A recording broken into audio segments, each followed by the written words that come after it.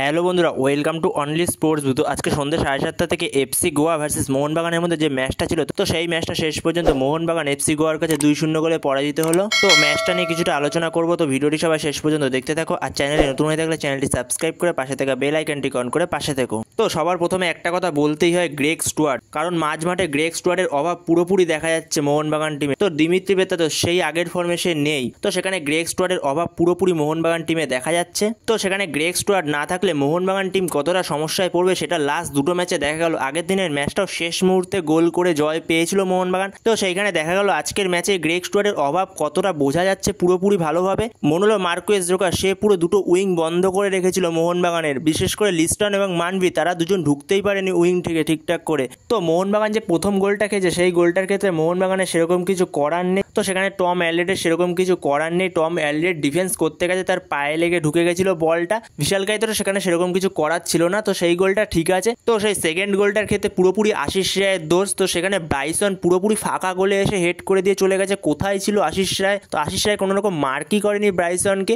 Bryson পুরো ফাঁকা গোলে এসে হেডটা করে দিয়ে চলে গেছে। তো কোনো রকম প্রেশার ছিল না ব্রাইসনের কাছে, ব্রাইসন জাস্ট ফাঁকা গোলে গোলটা করে দিয়ে চলে গেছে। সেই গোলটার ক্ষেত্রে অবশ্যই আশিস রায়ের ভুল ছিল।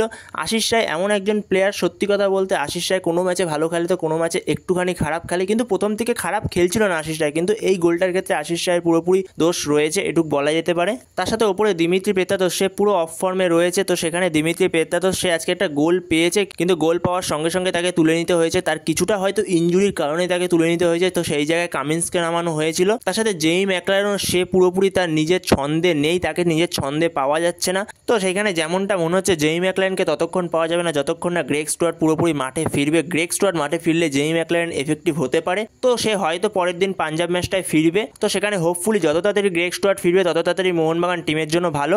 তো ঠিক আছে, ম্যাচটা হেরেছে কোনো ব্যাপার না, তো সেখানে পরের ম্যাচের জন্য ফোকাস করুক মোহনবাগান। এই ভিডিওতে এই পর্যন্তই। তো এই আপডেটটা নিয়ে আলোচনা করার ছিল। তো ভিডিওটি ভালো লাগলে অবশ্যই লাইক, শেয়ার, সাবস্ক্রাইব করতে ভুলো না। তো নেক্সট ভিডিওতে দেখা হচ্ছে, ততক্ষণের জন্য বাই বাই।